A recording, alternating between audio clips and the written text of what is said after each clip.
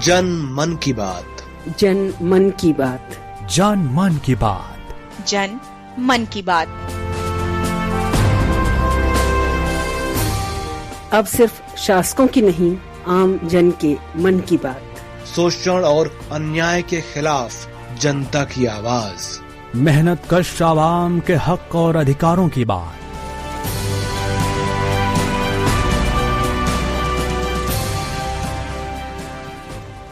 श्रोताओं नमस्कार। सहकार रेडियो के कार्यक्रम जनमन की बात में आज हम बात करेंगे किसान आंदोलन के संदर्भ में। मैं हूं पवन और आज इस कार्यक्रम में फोन पर हमारे साथ जुड़े हैं मजदूर बिगुल अखबार के संपादक अभिनव सिन्हा। उनसे हम ये जानने की कोशिश करेंगे कि वो इस आंदोलन को किस रूप में देखते हैं और इससे जुड़े तमाम पहलुओं पर वो क्या सोचते हैं। तो अभिनव, आपका स्वागत है हमारे कार्यक्रम में। और हमारे श्रोता सबसे पहले आपसे ये जानना चाहेंगे कि आंदोलन को आप किस नजरिए से देखते हैं और इसके बारे में आपकी क्या राय है। शुक्रिया साथी। देखिए, मैं बहुत ही संक्षेप में सबसे पहले सवाल का जवाब दे देता हूँ। मौजूदा जो आंदोलन है, किसी भी आंदोलन के वर्ग चरित्र का फैसला इस बात से नहीं होता कि उसमें कौन लोग शामिल हो रहे हैं। मुख्यतः इस बात का फैसला इस बात से होता है कि उस आंदोलन का मांग पत्रक क्या है। और क्योंकि अगर कौन शामिल हो रहा है इसको किसी आंदोलन के चरित्र को निर्धारित करने का आधार बनाया जाएगा, तो फिर बहुत सारे प्रतिक्रियावादी आंदोलन हैं जिसमें बड़े पैमाने पर रूलिंग क्लास के लोग नहीं शामिल होते हैं, बल्कि वर्किंग मासेस के बीच में से, मेहनतकश जनता के बीच से लोग शामिल होते हैं। मिसाल के तौर पर आप मंदिर आंदोलन को ही ले लीजिए। कार सेवकों की भीड़ में आपको आमतौर पर गरीब या निम्न मध्यम वर्गीय घरों से आने वाले युवा और तमाम आप कह सकते हैं मजदूर तक उसमें शामिल मिलेंगे। इसलिए सबसे पहली चीज जो स्पष्ट मैं करना चाहूंगा, क्योंकि इसके आगे मैं जो बोलूंगा उससे कुछ भ्रम पैदा हो सकता है, इस आंदोलन के चरित्र का निर्धारण भी इसके मांग पत्रक से किया जाना चाहिए। और इस आंदोलन का जो मांग पत्रक है वो बुनियादी तौर पे 3 खेती कानूनों को वापस लेने के ऊपर टिका हुआ है। और 3 खेती कानूनों में से तीसरे को अगर छोड़ दें तो पहले 2 कानून जिस पर की आंदोलन सबसे ज्यादा ध्यान केंद्रित कर रहा है वो एमएसपी की व्यवस्था को समाप्त करने और कारपोरेट ठेका खेती की शुरुआत करने के लिए है। और सबसे ज्यादा इसी को खत्म करने की मांग की जा रही है। अब जो एमएसपी यानी कि लाभकारी मूल्य की पूरी व्यवस्था है, इस लाभकारी मूल्य की व्यवस्था का लाभ जो है वो कुल किसान आबादी में से भी, अभी मैं कुल भारत की आबादी की बात नहीं कर रहा हूं, मैं सिर्फ किसान आबादी की बात कर रहा हूं। कुल किसान आबादी में भी इसका लाभ केवल 5.8% किसानों को मिलता है। और बाकी जो व्यापक शहरी और ग्रामीण मजदूर आबादी है और गरीब किसान और निम्न मझोली किसान आबादी है, उसे लाभकारी मूल्य की व्यवस्था से हानि ज्यादा होती है। लाभ तो खैर कोई भी नहीं होता है, हानि ही होती है उससे। तो इसलिए जो इसका पूरा केंद्रित जिस मुद्दे पर यह केंद्रित है आंदोलन, वो है लाभकारी मूल्य की व्यवस्था को बचाना और बढ़ाना। और इस मांग के आधार पर इस पूरे आंदोलन के वर्ग चरित्र का अगर निर्धारण किया जाए तो ये मूलतः एक धनी किसानों और कुलक वर्ग का आंदोलन है। कुलक मतलब आप ये कह सकते हैं धनी भूस्वामी किसान जो है, जो लगान जीवी किसान हैं, उनकी मैं यहाँ बात कर रहा हूँ। तो धनी किसान और कुलकों का ये आंदोलन। तो इस रूप में इसमें बेशक बहुत बड़ी आबादी ऐसी भी है जो गरीब किसानों और निम्न मझोले किसानों की पहुंची हुई है, जिसके 2 कारण हैं। पहला कारण है उनमें अपने ही राजनीतिक वर्ग हितों के प्रति चेतना का अभाव। और दूसरा कारण यह है कि व्यापक जो खेतीहर मजदूर आबादी और करीब निम्न मझोली किसान आबादी होती है, वो किसी भी गांव में आप चले जाइए, यूपी से लेकर पंजाब तक, वो आमतौर पर तरह तरह के आर्थिक बंधनों से धनी किसानों और कुलकों और सूदखोरों और आड़तियों और व्यापारियों के वर्ग से बंधी होती है। मिसाल के तौर पे इसमें बहुत बड़ा फैक्टर होता है कर, क्योंकि छोटी किसान आबादी के पास चालू पूंजी, जो रेगुलर खेती करने के लिए उसको वर्किंग कैपिटल चाहिए, उसके लिए भी वो निर्भर करता है इन वर्गों पर। तो इस वजह से भी एक बड़ी आबादी पहुंचती है। तो एक तो राजनीतिक कारण है वर्ग चेतना का अभाव, और दूसरा आर्थिक कारण है, जिसकी वजह से व्यापक और सारे ही धनी किसान आंदोलनों के साथ ऐसा होता है। धनी किसान खुद तो उसमें जितने जाते हैं तो जाते हैं, व्यापक पैमाने पे वो निम्न मझोली और गरीब किसानी और खेतीहर मजदूरों को भी ले आते हैं, तो और वो आते भी हैं। तो इसलिए उससे नहीं तय होगा वर्ग चरित्र। इसका जो वर्ग चरित्र है वो मूलतः जो ग्रामीण पूंजीपति वर्ग है आज भारत का, यही इस आंदोलन के नेतृत्व में है, उसी की मांगों को ये आंदोलन रिप्रेजेंट करता है। और इस रूप में कहा जाए तो ये इसमें गरीब किसानों और खेतीहर मजदूरों का कोई हित उस तरीके से ये आंदोलन रिप्रेजेंट नहीं करता है। कुलकों की बात की आपने, धनी जो खेतीहर पूंजीपति की बात आप करते हैं, और जो गरीब, तो ये पैमाना क्या है इसमें? हम किसको हम कुलक मानेंगे या किसको हम गरीब मानेंगे, कि उसका क्या पैमाना हो सकता है? जी सर, देखिए इसमें दो पैमानों का लोग इस्तेमाल करते हैं। एक तो देखिए आर्थिक आधार है, जिसमें कि जो सेंसस और इकोनॉमिक सेंसस और नेशनल सैंपल सर्वे, ये तीन प्रमुख सरकारी स्रोत हैं आंकड़ों के। उसमें 5 कैटेगरीज बनाई गई है किसानों की। पहली कैटेगरी वो है जिसको हम लार्ज फार्मर्स बोला गया है, बड़े किसान। ये वे किसान हैं जिनके पास 10 हेक्टेयर से ज्यादा जमीन है। 1 हेक्टेयर में लगभग अप्रोक्सीमेटली 4 बीघा आता है। तो जिनके पास 10 हेक्टेयर या उससे ज्यादा जमीन है, यानी कि 40 बीघा से अधिक जमीन वाले जो किसान हैं, उनको लार्ज में रखा गया है। उसके नीचे मीडियम पीजेंट्स हैं, जिनके पास 4 से लेकर 10 हेक्टेयर तक जमीन है। उसके नीचे जो है सेमी मीडियम पीजेंट, ये मैं उन शब्दों का इस्तेमाल कर रहा हूं जो कि सरकारी आंकड़ों में होता है। सेमी मीडियम पीजेंट वो है जिसके पास 2 से 4 हेक्टेयर जमीन है। स्मॉल पीजेंट वो है जिसके पास 1 से 2 हेक्टेयर जमीन है। और आखिरी और पांचवी श्रेणी यानी कि सीमांत किसान, मार्जिनल पीजेंट, वो है जिसके पास 1 हेक्टेयर से कम जमीन है। तो इसमें आप ये कह सकते हैं कि जो 2 हेक्टेयर से कम जमीन वाले हैं, जिनको स्मॉल एंड मार्जिनल पीजेंट कहा गया है, उसके ऊपर जो आते हैं उनको आप कह सकते हैं कि मझोली, अपर मिडिल और रिच पीजेंट्री है।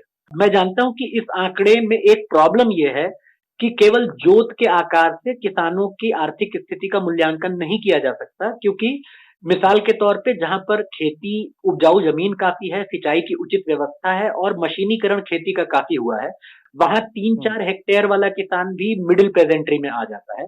लेकिन राजस्थान में या कई इलाकों में आप जाएं, वहां पे 8-8 हेक्टेयर वाले किसान भी गरीब किसानों की श्रेणी में आते हैं, क्योंकि उनके पास वर्किंग कैपिटल नहीं होता है और जमीन इतनी उपजाऊ नहीं होती है, जिसकी वजह से जो उत्पादन की लागत होती है वह बढ़ जाती है। इसलिए सिर्फ इस आधार पे नहीं देखा जाना चाहिए। दूसरा आधार जो कि जिसको आप कह सकते हैं पॉलिटिकल आधार। पॉलिटिकल आधार ये है कि वह किसान जो कि नियमित तौर पर दिहाड़ी मजदूरों के शोषण पर जिसकी इकोनॉमी आधारित है। नियमित तौर पे मैं इसलिए बोल रहा हूं क्योंकि जो छोटा किसान होता है वो भी कभी कभार किसी काम के लिए 2-4-1 उजरती मजदूर रख लेता है, लेकिन यहाँ पर 2-4 एक बार रख लेना प्रमुख चीज नहीं है। जिसको आप कह सकते हैं उच्च मध्यम और धनी किसान उन्हें माना जाना चाहिए जो कि नियमित तौर पर उजरती श्रम का शोषण करते हैं और उनकी हाउस होल्ड इनकम जो है, यानी कि उनकी पारिवारिक आमदनी का मुख्य आधार जो है वो है उजरती श्रम का शोषण। बेशक हो सकता है वो खुद भी अपने खेत में काम करते हो, क्योंकि ये किसानी संस्कृति का भी एक अंग है अलग अलग इलाकों में, कि जो एकदम धनी किसान है वो भी जाके पशुओं को चारा वारा देने का काम और कुछ करने का करते हैं, लेकिन वो उनका श्रम उनकी अर्थव्यवस्था का प्रमुख आधार नहीं है। उनकी अर्थव्यवस्था का प्रमुख आधार जो मजदूर हैं उनके श्रम का शोषण। तो ये दोनों का आपको मिक्स बनाना पड़ेगा, जो आर्थिक आधार है यानी कि जोत का आकार, और दूसरा वे किसान जिनके पास पूंजी की प्रचुरता है, यानी कि वे जो कि उजरती श्रम का शोषण करने की क्षमता रखते हैं। तो इस आधार पे अगर इन दोनों आधारों को मिक्स किया जाए तो आप पाएंगे कि देश में केवल 6% किसान हैं जिनके पारिवारिक आमदनी, जो औसत मासिक पारिवारिक आमदनी है, उसका 3/4 से ज्यादा खेती से आता है।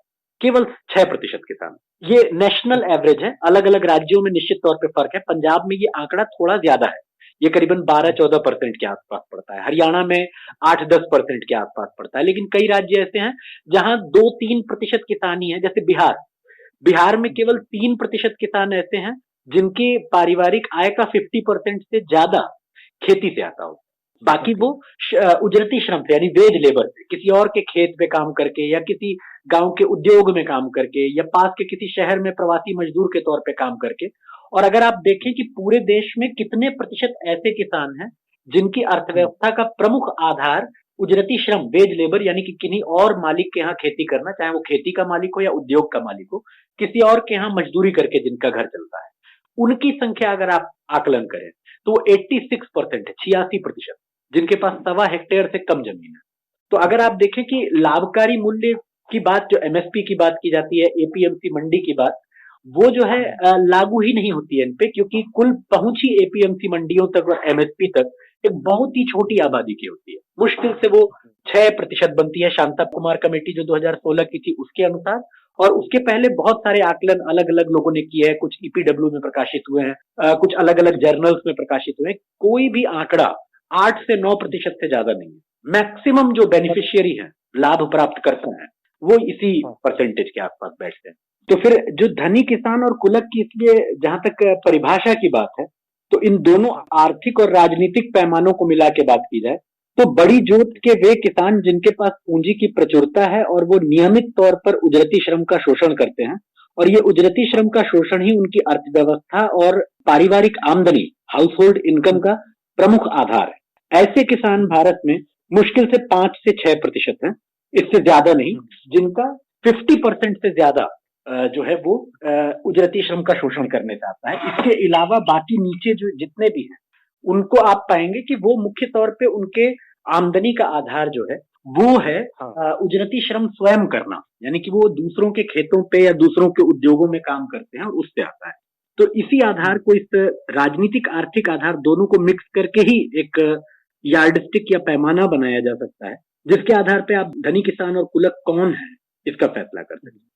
तो फिर ये जो आंकड़ा आप बता रहे हैं कि बाकी के जो किसान हैं या जो इनसे जुड़ी, खेतों से जुड़ी जो आबादी है, उनके हित में नहीं है, तो ऐसा क्यों आप बोल रहे हैं? ये चूंकि हम देख रहे हैं कि बड़े स्तर पर किसानों का भी समर्थन मिल रहा है, जो छोटे किसान है वो भी इसका सपोर्ट में, हालांकि आपने उसके लिए तर्क दिया कि क्यों ऐसा हो रहा है। और सिर्फ यही नहीं, जो देश के बुद्धिजीवी हैं, पत्रकार हैं, फिल्म इंडस्ट्री के लोग हैं और विदेशों में भी जो एनआरआई हैं, वो भी इसके समर्थन में, इस आंदोलन के पक्ष में प्रदर्शन कर रहे हैं। तो फिर क्या वजह हैं इसके लिए?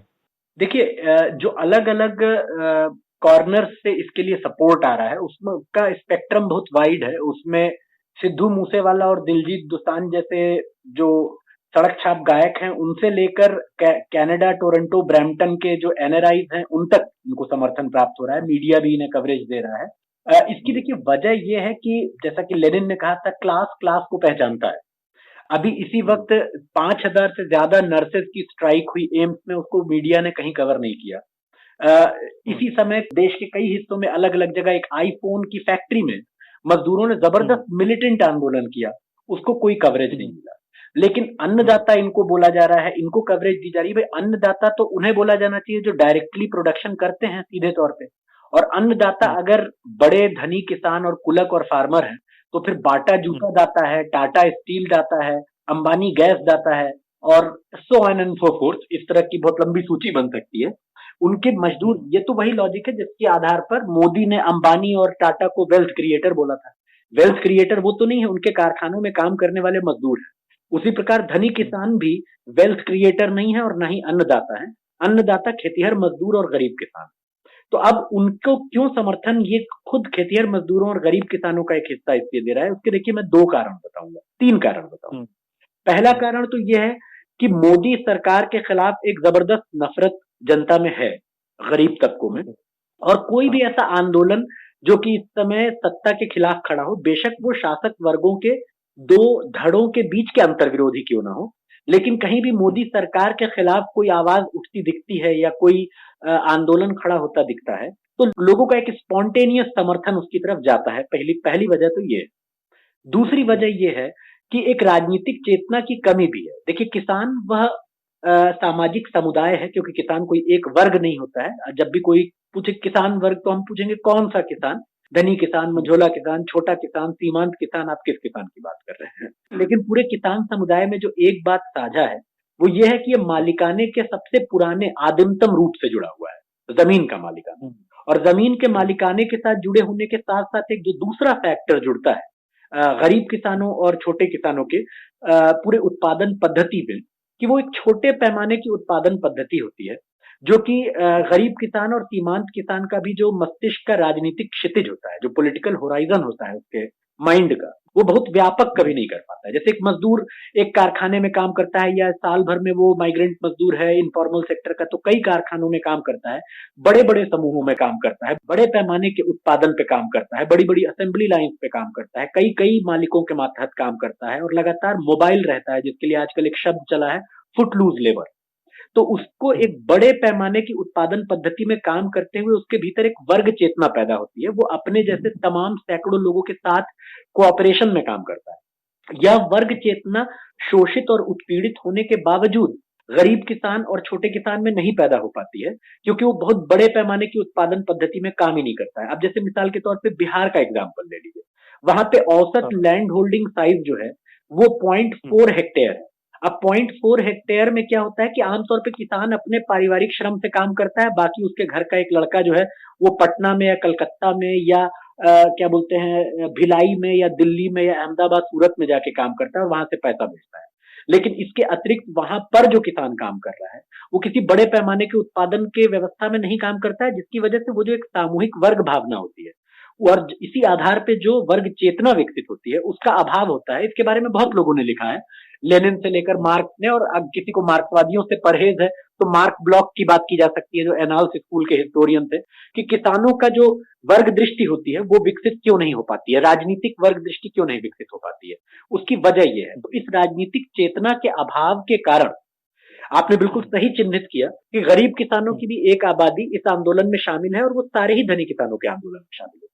तो उसकी वजह तो ये है, खेतीहर मजदूर आर्थिक तौर पर निर्भर करते हैं। आप देखेंगे कि पंजाब में या यूपी में खास तौर पे आप देख सकते हैं कि बहुत जगहों पे जो खेतीहर मजदूर है वो जमीन पट्टे पे ले लेते हैं।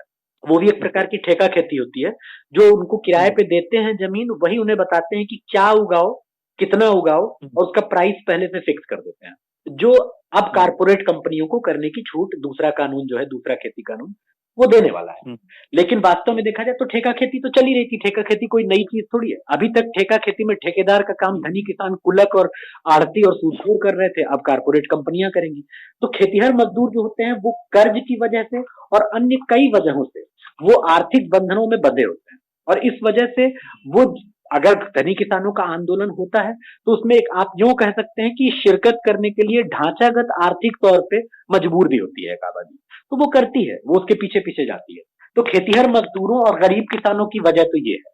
अब आप बात करेंगे कि भाई जो बुद्धिजीवी वर्ग है, जो अभी मैं प्रगतिशील बुद्धिजीवियों की बात कर रहा हूँ, प्रतिक्रियावादी बुद्धिजीवी तो इस आंदोलन को सपोर्ट कम ही कर रहे हैं, जो प्रगतिशील बुद्धिजीवी कर रहे हैं उसकी वजह यह है साथी कि देखिए, आज पिछले आप कह सकते हैं कि 30 वर्षों का भारत का इतिहास अगर लंबी दूरी में सोचा जाए तो फासीवादी उभार का दौर रहा है। राम जन्मभूमि आंदोलन से आप जोड़ लीजिए 80 के दशक के मध्य से, और स्टेप बाय स्टेप फासीवाद आगे बढ़ते हुए यहां तक पहुंचा है कि आज पूर्ण बहुमत के साथ एक फासीवादी सत्ता जो है मौजूद है, मोदी की।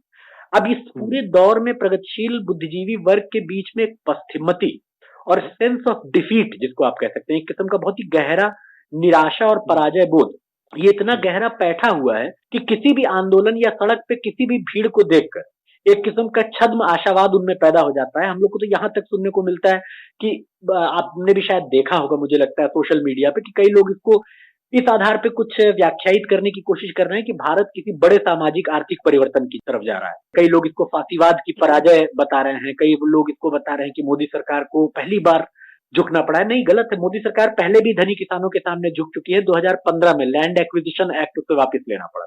तो जब भी शासक वर्ग के धड़ों के आपस में अंतर्विरोध होता है और अगर जो प्रगतिशील तबका है उसके भीतर ही ऐसी आप कहें कि पस्त हिम्मती हो कि हर प्रकार के आंदोलन को ही वो बढ़ा चढ़ा के देखने लग जाए, उसको अति आशावादी तरीके से पेश करने लग जाए और उसके वर्ग चरित्र का विश्लेषण करने के बजाय जो भी सत्ता को चुनौती दे रहा है, अगर वो सत्ता को चुनौती देने वाला शासक वर्ग का ही एक नॉन हेजेमनिक गैर वर्चस्वकारी धड़ा हो, तो भी वो अति आशान्वित हो जाते हैं। अब आते हैं एनआरआई के सपोर्ट पे।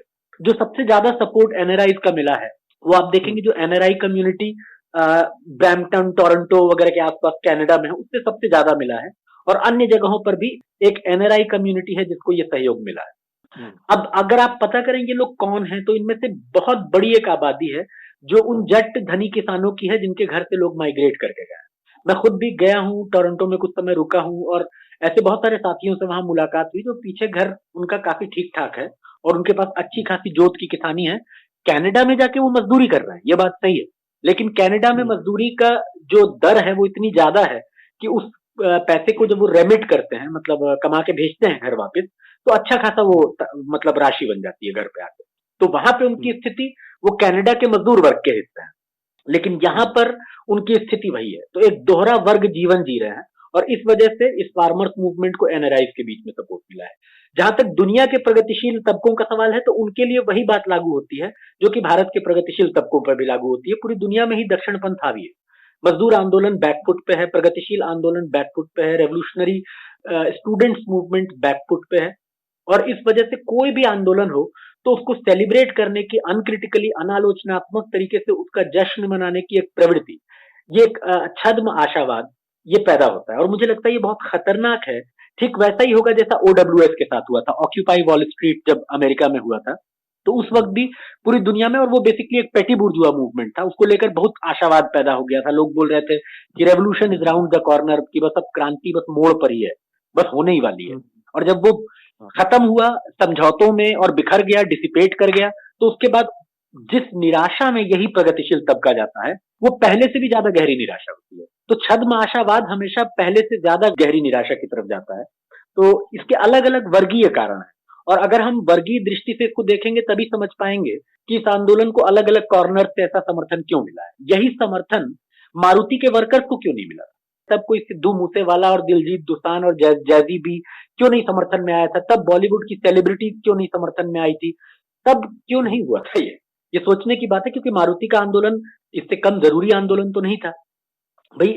4,500 मजदूर उस फैक्ट्री में काम करते थे, जिसमें से 159 मजदूरों को जेल में डालकर साल दर साल सड़ा दिया गया, और नेचुरल जस्टिस जो प्राकृतिक न्याय की बुनियादी सिद्धांत है उनका भी नहीं पालन किया गया। उनको सुनवाई तक का हक नहीं दिया गया। मुकदमा इस तरीके से चला कि उनको पहले ही गिल्टी बाय सस्पेशन मान लिया गया था। तब तो हमने किसी, न तो राजनीति, न किसी हरसिमरत कौर का इस्तीफा हुआ। अभी तो समझ भी नहीं आ रहा लड़ किसके खिलाफ रहे हैं। सारे लोग तो किसानों के समर्थक हो गए हैं, तो एक ही फिगर बचता है कि मोदी के खिलाफ लड़ रहे हैं। लेकिन मोदी के खिलाफ तो बहुत सारे संघर्ष थे। अभी तूतीकोरिन में गोलियां चली थी, आपको याद होगा, एक प्लांट के विरोध में जनता प्रदर्शन कर रही थी, हजारों की तादाद में गोली चली, कई लोग मारे गए वहां पे। तब क्यों नहीं इस्तीफा हुआ? तब कोई गायक क्यों नहीं आया उसके समर्थन में?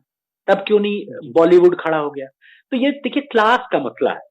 मैं ये नहीं कहता हूं कि जो दमन हुआ किसान आंदोलन का वो सही है, उस दमन के खिलाफ हमने भी बयान जारी किया, क्योंकि राज्य सत्ता किसी का भी दमन करे तो उसका विरोध करना हमारा फर्ज है।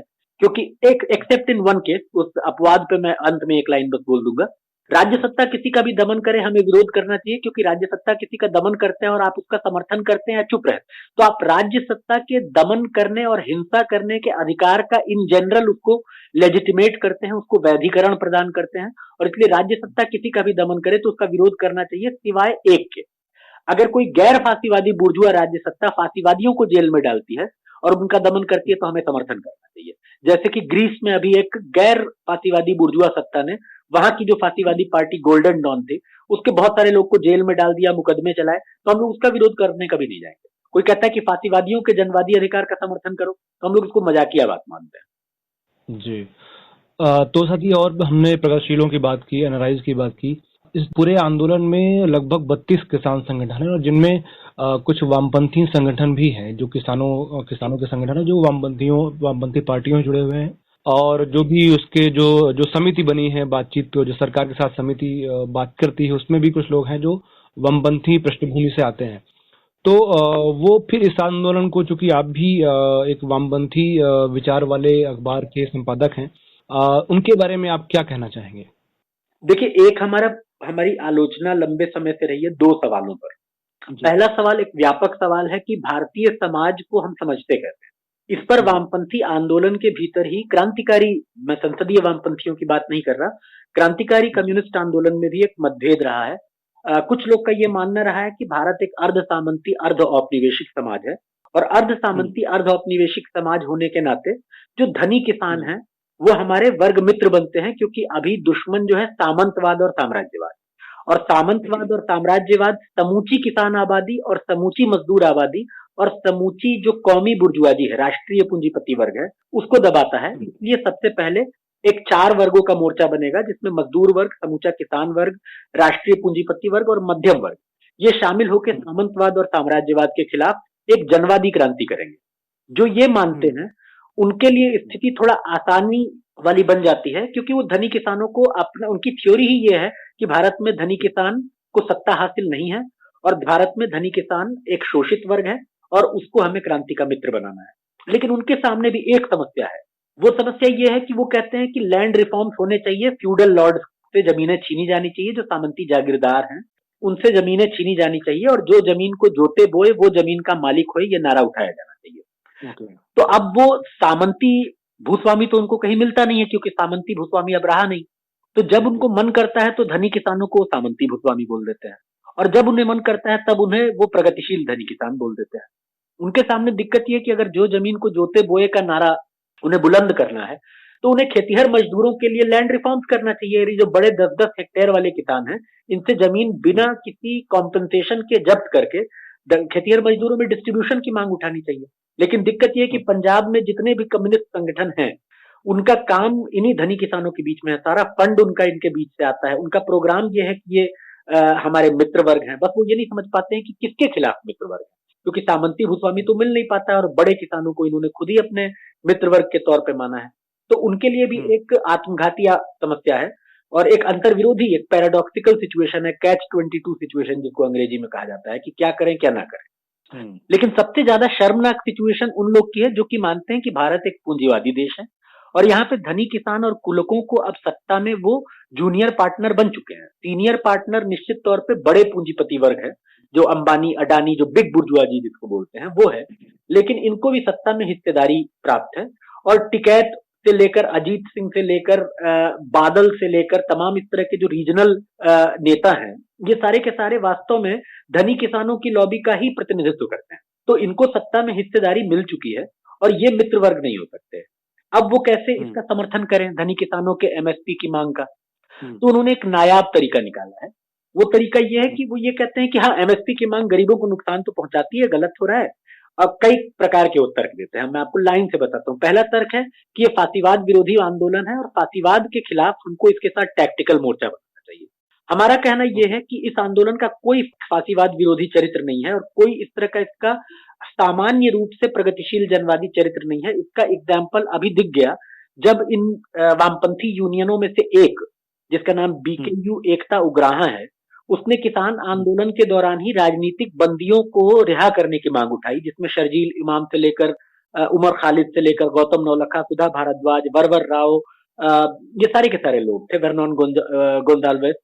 तो उस समय, और जो कि बिल्कुल सही मांग थी, किसी भी आंदोलन को आज ये मांग उठानी चाहिए कि इन राजनीतिक कैदियों को जिस तरीके से जेल में डालकर सताया जा रहा है वो बंद होना चाहिए। तो बाकी 32 किसान संगठनों ने बाकायदा एक बयान जारी किया और कहा कि ये तो बीकेयू एकता उग्राहा ने गलत किया, इससे आंदोलन भटक जाएगा, हमारा मूल मुद्दा एमएसपी है, हमें एमएसपी पे केंद्रित करना चाहिए। तो अगर ये फासीवाद विरोधी आंदोलन होता, इसमें कोई पोटेंशियल होता फासीवाद विरोधी आंदोलन होने का, तो निश्चित तौर पे इस मांग को सारी यूनियनों को समर्थन देना चाहिए था। सिर्फ एक यूनियन का, वो भी नेतृत्व, उनके भी व्यापक जो किसान मेंबर्स हैं वो नहीं, उनका नेतृत्व जो है, उग्राहा जी जो उनके लीडर हैं, केवल उनकी लाइन के आधार पर यह मांग उठाई गई, और उसका भी किसानों ने और संगठनों ने विरोध कर दिया।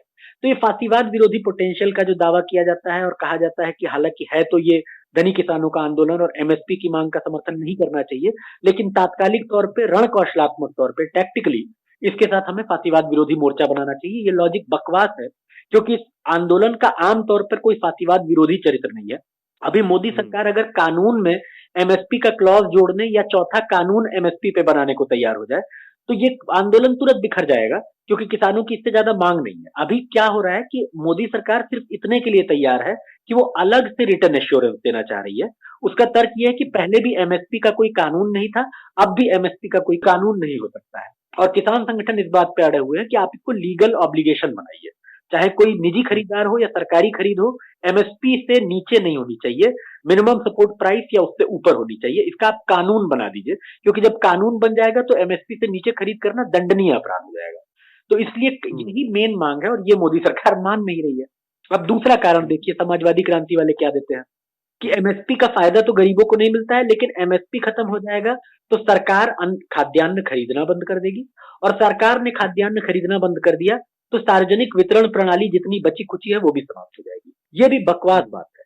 देखिए, बिहार एक ऐसा प्रांत है जहां पे एपीएमसी 2006 में खत्म हो गया था, एमएसपी की व्यवस्था खत्म हो गई थी। लेकिन अगर ठोस आंकड़ों की बात करें तो बिहार में सरकारी खरीद 2005 से 2016 के बीच में बढ़ी है।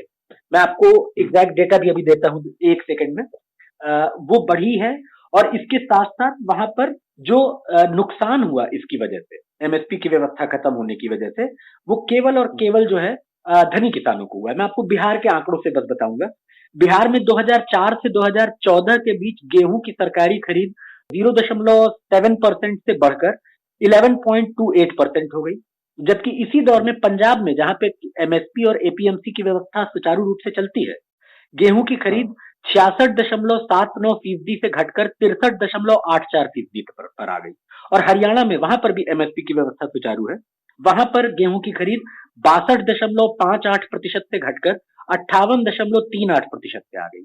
इसी प्रकार बिहार में अगर आप धान की सरकारी खरीद की बात करें, तो इसी दौर में 2004 से 2014 के बीच में 1.7% से बढ़कर 21.4% हो गया, यानी कि लगभग 20 गुने की बढ़ोतरी।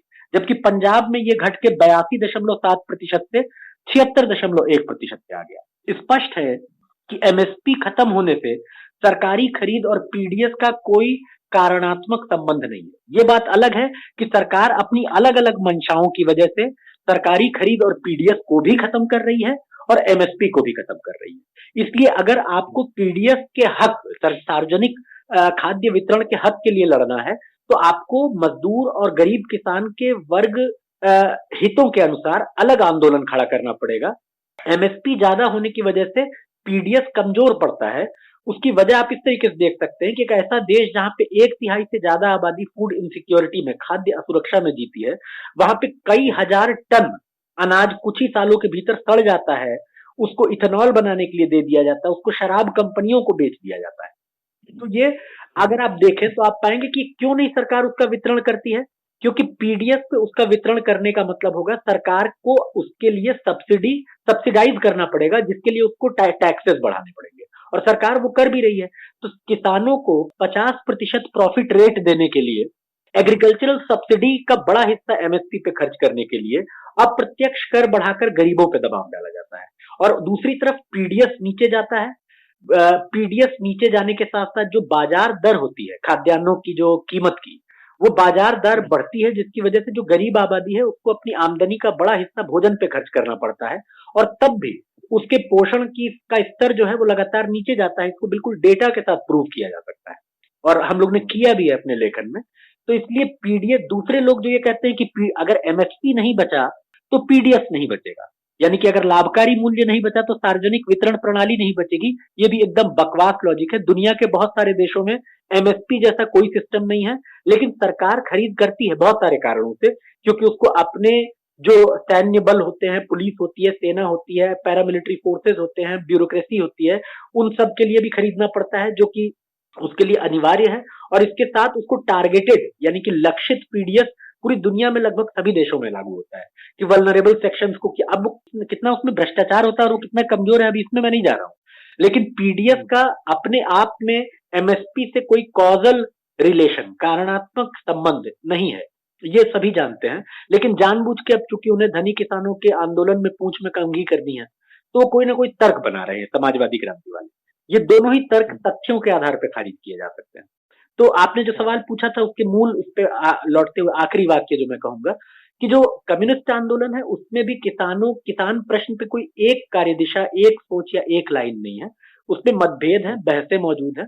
हम लोग का जो मानना है वो ये है कि मौजूदा आंदोलन पूरी तरीके से एमएसपी पे केंद्रित है, और एमएसपी के तंत्र को बचाना और बढ़ाना एक जन विरोधी मांग है, ये बिल्कुल भी प्रो पीपल डिमांड है। अगर मैं सही हूं अभिनव, तो मार्क्सवादी नजरिया ये कहता है कि पूंजीवाद विरोधी जो समाजवादी क्रांति है वो मजदूर वर्ग के नेतृत्व में आएगी और किसान तबका क्रांति के सहयोगी की भूमिका में रहेगा। किसान तबका तो नहीं, धनी किसान और अपर मिडिल पेजेंट तो क्रांति के पक्ष में नहीं आएंगे, क्योंकि उनका समाजवाद तो आ ही चुका है पूंजीवाद के भीतर। धनी किसान और अपर मिडिल पेजेंट्री नहीं आने वाली है साथ। ओके जी। तो जो निचला तबका है किसानों का वो आएगा। तो जी, गरीब, सीमांत किसान और निम्न मझोले किसान, ये क्रांति के मित्र वर्ग। जी। तो ऐसे में तो ये जो कानून है, ये अंतोगत्वा इनकी जो परिणति होने वाली, जो कहा जाता है कि किसान जो है अपने ही खेत में मजदूर हो जाएगा, और अंतोगत्वा ये उसकी जो जमीन है छीनने का ही उपक्रम है, कालांतर में यही परिणति होने वाली है। तो ऐसे में तो मजदूर वर्ग का जो दायरा है वो और बढ़ेगा। तो पहले तो ये कि उनका ये आकलन सही है कि नहीं, ये आप बताइए। और फिर अगर ऐसा होता है तब तो ये जो कानून है, तीनों कानून है, तब तो ये मार्क्सवादियों के पक्ष में जाते हैं। उनकी जो समाजवादी क्रांति है, पूंजीवाद विरोधी, वो जो उसकी परिस्थितियां हैं, उसके अनुकूल ये परिस्थितियां तैयार होंगी इन कानूनों के लागू होने से। इस पर आपका क्या कहना है? जी देखिए, आपने बहुत ही अच्छा सवाल पूछा है। इस पे बहुत लोग को ये कंफ्यूजन होता है कि जो समाजवादी क्रांति मानने के वाले लोग हैं, वो गरीब किसानों और सीमांत किसानों के तबाह होकर मजदूरों की भीड़ में शामिल होने से खुश होते हैं, क्योंकि इससे तो मजदूर तादाद बढ़ती है। ये सही सोच नहीं है। ये दो चीजों में हमें फर्क करना चाहिए। एक वो जो कि वस्तुगत तौर पे होगा ही पूंजीवाद। एक मार्क्सवादी समाज वैज्ञानिक के तौर पे हम ये जानते हैं कि छोटी पूंजी चाहे खेत के क्षेत्र में हो या उद्योग के क्षेत्र में हो, अंततः उसको बाजार की प्रतिस्पर्धा में पिछड़ना और बाहर होना होता है। और न सिर्फ छोटा गरीब किसान तबाह होकर मजदूरों की तादाद में शामिल होता है, बल्कि छोटे उद्यमी, छोटे दुकानदार भी तेजी से तबाह होकर मजदूरों की तादाद में शामिल होते हैं। लेकिन जो समाजवादी क्रांति मानने वाले कम्युनिस्ट हैं, उनका काम इस पर खड़े होकर ताली बजाना नहीं है, बल्कि वो इस आबादी को बताते हैं और समझाते हैं कि देखो, तुम जो अपनी छोटी छोटी जोत बचाने की कोशिश में लगे हुए हो, ये छोटी जोत बचाने की कोशिश में तुम लगे रहोगे, लेकिन ये बच नहीं पाएगी। ये इसका बचना बहुत मुश्किल है। और तुम्हें अगर एक बेहतर जीवन चाहिए, तुम्हें अपने उत्पादन के साधनों पे नियंत्रण चाहिए, तो हम कम्युनिस्ट तुम्हें वही देना चाहते हैं कि जमीन और सारा जो उत्पादन का साधन है उस पर तुम्हारा नियंत्रण हो, लेकिन व्यक्तिगत तौर पे छोटी जोत पे 2-4 बैल का नियंत्रण में हम नहीं चाहते हैं। हम चाहते हैं कि पूरी की पूरी जो गरीब किसान का वर्ग है, उसका साझा नियंत्रण हो, समूची जमीन पे और समूचे उत्पादन के साधनों पे, और एक ऐसी व्यवस्था के भीतर ही तुम जिंदगी से जो चाहते हो वो तुम्हें मिलेगा। आखिर तुम जिंदगी से क्या चाहते हो? अपने बच्चे के लिए बेहतर शिक्षा, अपने लिए सामाजिक और आर्थिक असुरक्षा से निजात, नियमित आय, अच्छा पोषण, अच्छा भोजन, घर, रोटी, कपड़ा, मकान, ये सारी चीजें तुम चाहते हो और बेहतर स्तर की चाहते हो। तो ये तुम्हें छोटी जोत की किसानी नहीं दे सकती, ये तुम्हें छोटी पूंजी नहीं दे सकती, ये तुम्हें कलेक्टिव फार्मों की, कोऑपरेटिव फार्मों की, सहकारी और सामूहिक फार्मों की व्यवस्था ही तुम्हें दे सकता है। पूंजीवाद तुम्हें छोटे जमीन का मालिक बनाए रखने का भ्रम भी देता रहता है और तुमसे वो छोटी जमीन छीनता भी देता रहता है।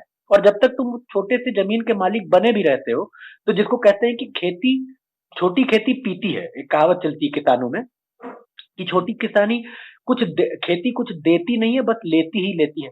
इसीलिए आप देखिए कि 2012 का जो नेशनल सैंपल सर्वे था, उसमें 50% से ज्यादा किसानों ने कहा कि हमको पहला मौका मिलते हम खेती छोड़ दें। वो खेती छोड़ना चाहते हैं ऑलरेडी। उनसे पूछा गया कि आप चाहते क्या है, तो उन्होंने कहा कि हम चपरासी की नौकरी पाने के लिए, घूस देने के लिए अपनी जमीन बेचने के लिए तैयार है। यानी कि वो चपरासी या खलासी की नौकरी, सरकारी नौकरी, वो जॉब सिक्योरिटी चाहते हैं, वो इकोनॉमिक सिक्योरिटी चाहते हैं। वो छोटी जोत उनको कभी दे नहीं सकती। तो हम छोटी जोत के किसानी के तबाह होने पे ताली नहीं बजाते हैं। हम उनके लिए जो भी राहत हासिल की जा सकती है व्यवस्था के भीतर, उनको बिना कोई भ्रम दिए उनके लिए लड़ते भी हैं। मिसाल के तौर पे एक मांग है जो विशेष तौर पे गरीब किसानों की मांग है, और वो हम लोग उठाते हैं। जैसे कि हमारा ये कहना है कि एग्रीकल्चरल सब्सिडी बजट का जितना हिस्सा है, उस एग्रीकल्चरल सब्सिडी का बड़ा हिस्सा एमएसपी पे न खर्च किया जाए, उसे सारे गांवों में इरिगेशन कैनाल का नेटवर्क बनाने पे खर्च किया जाए। क्योंकि सभी जानते हैं कि गांव के भीतर धनी किसान तो ट्यूबवेल लगा के अपनी सिंचाई कर लेता है, बिजली उसको ऑलमोस्ट फ्री मिलती है, टैक्स उस पर कोई लगता नहीं, धनी तो कोई भी लोन वेवर या कर्ज माफी होती है तो उसका फायदा उसी को मिलता है जिसकी पहुंच बैंक के संस्थागत ऋण तक है। और भारत में 80% किसानों की पहुंच बैंकों के संस्थागत ऋण तक है ही नहीं। तो जब भी कोई ऋण माफी भी होती है तो उसका फायदा धनी किसानों को मिलता है। तो हम कहते हैं उनके ऊपर वेल्थ टैक्स लगाओ, प्रोग्रेसिव टैक्सेशन करो, और उसका पूरा जो एग्रीकल्चरल सब्सिडी का पैसा है, वो पैसा आप इरिगेशन कैनाल नेटवर्क बनाने में खर्च कीजिए। 1980 के दशक तक सरकार ये करती भी थी। उसके बाद धनी किसान के लॉबी के प्रेशर की वजह से उस सब्सिडी का बड़े से बड़ा हिस्सा एमएसपी पे खर्च किया जाने लगा। और आपको सब पता है कि सारे जो गरीब किसान होते हैं वो तो निर्भर करते हैं ना, वो मानसून पे निर्भर रहते हैं सिंचाई के लिए, या फिर वो नहरों के नेटवर्क पे निर्भर रहते हैं। हम कहते हैं कि ये आप नेटवर्क बनाइए जिसको एग्रीकल्चरल इंफ्रास्ट्रक्चर कहा जाता है, वो बनाइए। आप सीड बैंक्स बनाइए, कोऑपरेटिव सीड बैंक्स बनाइए, उस पे आप सब्सिडी खर्च कीजिए, एमएसपी देने पे आप क्यों? अगर तो हम गरीब किसानों के लिए मांग भी उठाते हैं और इसके बावजूद हम उनको बताते हैं कि ये सब कर दिया जाए तब भी छोटी जोत की किसानी लॉन्ग टर्म प्रोपेगेंडा भी उनके बीच करते हैं, उनको शिक्षित करते हैं पॉलिटिकली कि भाई ये सारी चीजें हम आपका ये हक है, इसके लिए हम आपके साथ खड़े हैं, आपकी जमीन छीन ली जाए हम इसके विरोध में हैं, लेकिन हम आपको कोई झूठा सपना नहीं दिखाना चाहते। जबरन आपकी जमीन छीनी जाएगी तो हम उसके खिलाफ खड़े होंगे, लेकिन बाजार का खेल आप भी खेलना चाहते हैं और बाजार के खेल में हार कर अगर आप अपनी जमीन खोते हैं तो जबरन छीनना तो है नहीं। मार्केट के खेल में और मार्केट के खेल में आप टिक नहीं पाएंगे बड़ी पूंजी के सामने। तो इसलिए पहली बात तो ये है कि ये नोशन कि समाजवादी क्रांति वाले खुश होंगे गरीब किसान जितनी तेजी से तबाह होंगे, ये नोशन गलत है। हम इसको इतिहास की वस्तुगत गति मानते हैं और इस वस्तुगत गति के आधार पर सर्वहारा वर्ग द्वारा गरीब किसानों के बीच में प्रचार के ठोस मुद्दे तय करते हैं कि किस तरीके से उन्हें वैज्ञानिक तौर पर शिक्षित किया जाए, किस तरीके से उन्हें गोलबंद और संगठित किया जाए और उनकी जो सही मांगे हैं उन पे उनको संघर्ष करने के लिए एकजुट किया जाए। पहली बात तो ये है। दूसरी बात ये है कि ये जो 3 कानून है, ये 3 कानून मुख्य तौर पे गरीब किसानों को नहीं तबाह करने वाले हैं। ये बात मैं इस पर जैसे उससे ज्यादा ये तबाह नहीं करने वाले हैं जितना तबाह गरीब किसानों को ऑलरेडी धनी किसान, कुलक, सूदखोर और आड़ती कर रहे थे। अब मैं आपको एक ही एग्जाम्पल से ये बात समझा सकता हूँ। 1971 से 1980 के बीच में 20 मिलियन किसानों ने यानी 2 करोड़ किसानों ने किसानी छोड़ी। तब तो खेती में कोई कारपोरेट पूंजी का घुसपैठ नहीं थी। क्यों छोटी?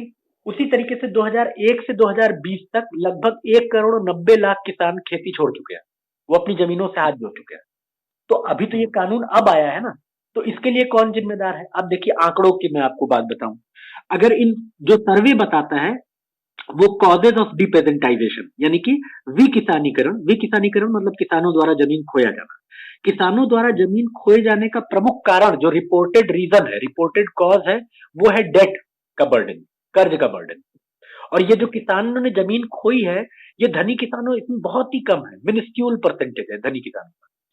ये सबसे ज्यादा गरीब और सीमांत किसान है जो धनी किसानों, कुलकों, सूदखोरों और आड़तियों के ही बेहिसाब ब्याज दर पे दिए जाने वाले कर्जों तले दब के जमीन खोते हैं। तो ऐसा नहीं था कि गरीब किसान कारपोरेट पूंजी का इंतजार कर रहे थे कि कारपोरेट पूंजी आएगी और उन्हें उजाड़ेगी।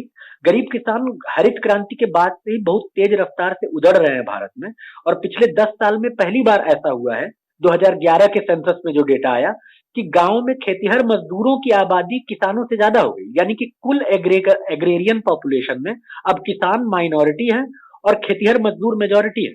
और जो किसान बचे भी 11.8 करोड़ 2011 में, वो अब 10 करोड़ के आसपास होंगे। वो जो किसान बचे 11.8 करोड़, उनमें से भी सिर्फ 1 से 1.5 करोड़ ऐसे किसान हैं जिनको आप लार्ज पीजेंट कह सकते हैं, large and upper middle peasant कह सकते हैं। यानी कि 10 करोड़ किसान ऐसे हैं जिनके आजीविका का मुख्य स्रोत अब खेती नहीं बल्कि उजरती श्रम हो चुका है।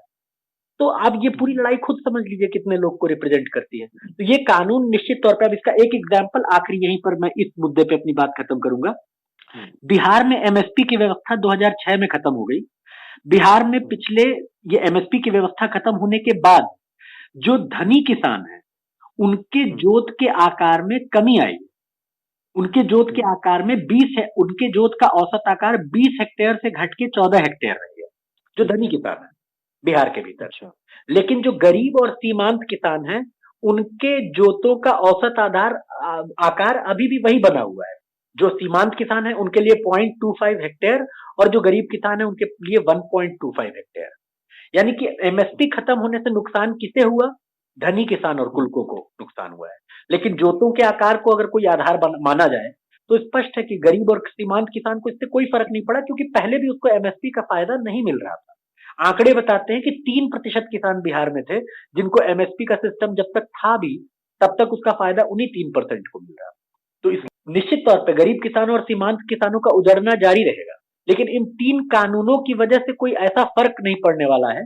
वो जो जिस रफ्तार से पहले जारी था उसी से 19-20 से कुछ फर्क आएगा, ज्यादा से ज्यादा उसी रफ्तार से जारी रहेगा। हाँ, ये जरूर है कि धनी किसानों का जो हेजेमनी है गांव में, धनी किसानों, कुलकों, सूदखोरों, आड़तियों का, उसकी जगह अब अंबानी अडानी की हेजेमनी हो जाएगी और हमें तब भी उसके खिलाफ लड़ना होगा, जो मजदूर वर्ग है और जो गरीब किसान वर्ग है, और हमें अब भी उस धनी किसानों के खिलाफ लड़ना है। हमारे लिए फर्क सिर्फ, हम इसका समर्थन नहीं करते, ये बात बहुत स्पष्ट होनी चाहिए कि हम पहले 2 कानूनों का भी समर्थन नहीं करते हैं, लेकिन हम धनी किसानों के आंदोलन का भी समर्थन नहीं करते हैं। हमारा जैसे मजदूर वर्ग से ये जिद करना कि हर मुद्दे पे वो समर्थन या विरोध की पोजीशन ले, ये जबरदस्ती है ना। मजदूर वर्ग अपनी इंडिपेंडेंट पोजीशन लेगा। ये वैसी ही बात होगी जैसे आप कहें कि सीरिया में रूसी साम्राज्यवाद और अमेरिकी साम्राज्यवाद में एक प्रतिस्पर्धा जारी है, तो वहां की कम्युनिस्ट पार्टी न तो रूसी साम्राज्यवाद का समर्थन करेगी, ना उससे बड़े अमेरिकी साम्राज्यवाद का करेगी। या जैसे जॉर्ज बुश ने कहा था कि जो अफगानिस्तान पे अमेरिकी हमले का समर्थक नहीं, वो तालिबान का समर्थक है। इसी भाषा में आजकल ये तथाकथित कम्युनिस्ट भारत में बात कर रहे हैं कि जो किसान आंदोलन का समर्थक नहीं है ना वो मोदी का समर्थक है, जो किसान आंदोलन का समर्थक नहीं है वो अंबानी का समर्थक है। हम कहते हैं हम दोनों का विरोध करते हैं, हम दोनों के समर्थक नहीं है, हम धनी किसानों के भी समर्थक नहीं है और हम अंबानी के समर्थक भी नहीं है। और सर्वहारा वर्ग का और गरीब किसान का यह नारा नहीं हो सकता है कि अंबानी द्वारा लूट मुर्दाबाद, धनी किसानों कुल को द्वारा लूट जिंदाबाद। हमारा नारा होगा हर किस्म से लूट मुर्दाबाद, चाहे धनी किसान और कुलक करे या अंबानी अडानी करे। जी बिल्कुल। अभिनव, हमारा एक अगला सवाल था जिसका जवाब आपने दे दिया कि मतलब ये जो कानून है वापस नहीं लिए जाते तो क्या होगा, तो आपने उसका जवाब दे दिया है। अंत में मुझे लगता है कि काफी बात हो चुकी है, तो अंत में आपको क्या लगता है कि ये जो जिस तरह से आंदोलन चल रहा है और जिस तरह दोनों पक्ष अपने अपने जिद पे अड़े हुए, तो इसमें आपको क्या लगता है कि ये क्या सरकार इस आंदोलन की मांगे, जो मुख्य मांगे हैं मुख्य रूप से एमएसपी की है, तीनों जो हालांकि तीनों बिलों को वापस लेने की मांग कर रहे हो, तो आपको लगता है कि सरकार एमएसपी को लेकर अनिवार्य करने के लिए लिखित आश्वासन देने की स्थिति में है, या बिजली का निजीकरण नहीं करेगी, या तीनों बिलों को वापस ले लेगी? आपको ऐसा लगता है? क्या क्या अनुमान है आपका? जी, अभी कुछ भी कहना बड़ा मुश्किल है, लेकिन मुझे जो सबसे ज्यादा संभावना लगती है कि आंदोलन किसी न किसी प्रकार के समझौते में समाप्त होगा, जिस समझौते का कई स्वरूप हो सकता है। एक स्वरूप ये हो सकता है कि इस आंदोलन को लंबा खिंचवाकर और जो यूनियनें सबसे ज्यादा 3 कानूनों को वापस लेने पे अड़ी हुई हैं उनको आइसोलेट करके, और बाकी यूनियनें जो थोड़ा ढुलमुल है उनको एक लंबी प्रोसेस में न्यूट्रलाइज करके मोदी गवर्नमेंट इस आंदोलन को तोड़ देगी।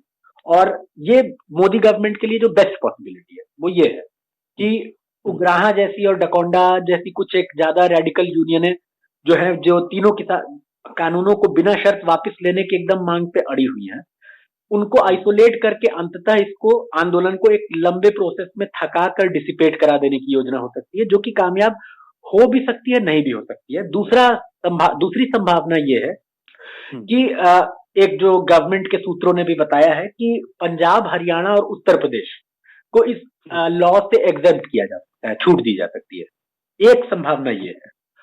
तीसरी संभावना ये है कि सरकार जो है वो कोई कानूनी क्लॉज ऐसा जोड़ दे जो कि पूरी तरीके से एमएसपी को सुनिश्चित ना करता हो, लेकिन किसी किस्म की कोई गारंटी देता हो, और उसके आधार पर किसान संगठन भी एक समझौता करने को राजी हो जाए। लेकिन कहीं ना कहीं किसानों की मांग को सरकार थोड़ा बहुत एकोमोडेट तो करेगी, या तो रिटर्न एश्योरेंस देके, जो कि वो ऑलरेडी देने को तैयार है, या फिर कानून के किसी क्लॉज में भी एम्बिगुअस या अस्पष्ट सी कोई बात जोड़ के कि हाँ एमएसपी तो मिलेगा टाइप कोई बात जोड़ के, और या फिर इस आंदोलन को डिसिपेट करा के, लंबा चला के, थकवा के, और जो ज्यादा रेडिकल यूनियंस हैं उनको आइसोलेट करके इनको किनारे कर दिया जाए। लेकिन किसान आबादी जो व्यापक है, जो इसमें पार्टिसिपेट कर रही है, धनी किसानों की आबादी, उसको जैसे ही एमएसपी का एश्योरेंस कोई भरोसेमंद मिला, मुझे लगता है ये आंदोलन वहीं तक चलने वाला है, इससे ज्यादा नहीं चलेगा ये। और ज्यादा संभावना यही है कि कुछ बीच का रास्ता निकलेगा, समझौता होगा जिसमें किसान भी मान जाएंगे, एमएसपी को भी कुछ पार्शियल सेफगार्डिंग मिलेगी और किसान वापस जाएंगे। ओके, तो अंत में अभिनव, अगर आप कुछ और बातें छूट रही हैं आपकी तरफ से तो आप कह सकते हैं। आखिरी मैं एक ही बात बस जोड़ना चाहता हूँ साथी, कि जो तीसरा कानून है ये सबसे खतरनाक कानून है, और इस कानून पर अलग से धनी बिना एमएसपी को बचाने की मांग किए हुए एसेंशियल कमोडिटीज एक्ट को पहले से भी ज्यादा दुरुस्त करने की मांग करते हुए, और तीसरे कानून को बिना शर्त रद्द करने की मांग करते हुए मजदूर वर्ग, गरीब किसानों और निम्न मझोले किसानों के आंदोलन को संगठित करने की जरूरत है। हमारी ताकत बहुत ज्यादा नहीं है, लेकिन जितनी है उतने आधार पे इस मांग को हम लोग अपने अपने इलाकों में लड़ रहे हैं, उठा रहे हैं। लेकिन निश्चित तौर पे इस पे कहीं ज्यादा बड़े आंदोलन की जरूरत है। जो पहले 2 कानून है उस पे हमारा क्लियर कट स्टैंड है कि इसमें जब तक खेतीहर मजदूरों की मांगों को नहीं इंक्लूड किया जाता है, और जब तक एमएसपी की व्यवस्था को समाप्त नहीं किया जाता है, एमएसपी की व्यवस्था का बिल्कुल हम समर्थक नहीं है, ये उसको रैशनलाइज नहीं किया जाता है, तब तक इसके समर्थन का कोई सवाल नहीं पैदा होता। और हम लोग अंबानी द्वारा खेती के हेजेमनी का भी विरोध करते हैं और धनी किसानों कुलकों द्वारा शोषण का भी विरोध करते हैं। लेकिन जहां तक तीसरा कानून है, उस पर हमारा स्पष्ट मानना है कि तीसरे कानून के खिलाफ एक मिलिटेंट मूवमेंट खड़ा करने की जरूरत है, और यही बात एक रह रही थी जो छूट गई थी। बहुत बहुत शुक्रिया हमसे बात करने के लिए। शुक्रिया।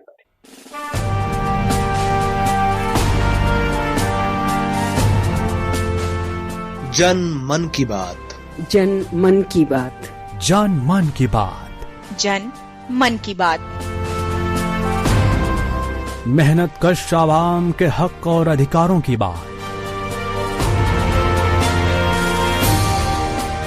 अगर आप जन पक्षधरता के पैरोकार हैं, अगर आप हर तरह के शोषण और अन्याय के खिलाफ हैं, तो बोलिए। समाज को प्रगति के रास्ते पर ले जाने में अपनी भूमिका तय कीजिए। तो देर किस बात की, उठाइए अपना फोन और अपनी आवाज में कह दीजिए अपने मन की बात।